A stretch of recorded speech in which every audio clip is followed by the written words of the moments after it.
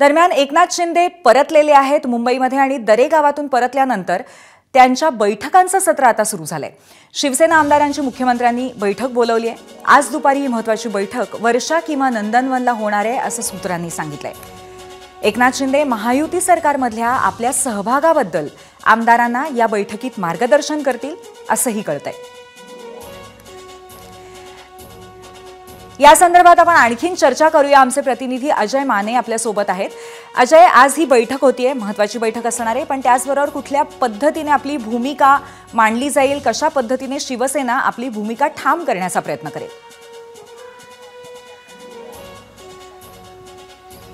पूर्वी आज बैठक होणार असल्याची सूत्रांची जी आहे ती माहिती आहे। दुपारनंतर वर्षा किंवा नंदनवन या बंगल्यांवर ही बैठक जी आहे ती पार पडेल। त्या बैठकीत दोन मुद्दे आहेत। एकंदरीत महायुतीसोबत आपण कसं काम करायचं या मुद्द्यांवर खरं तर एकनाथ शिंदे सर्व आमदारांशी चर्चा करतील। दुसरा महत्त्वाचा मुद्दा म्हणजे की मंत्रिपदांचा।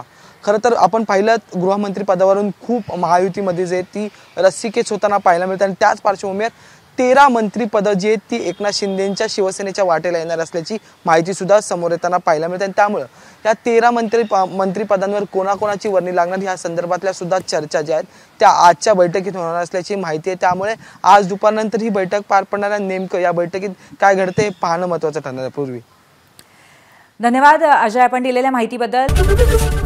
एबीपी माझा, उघडा डोळे बघा नीट।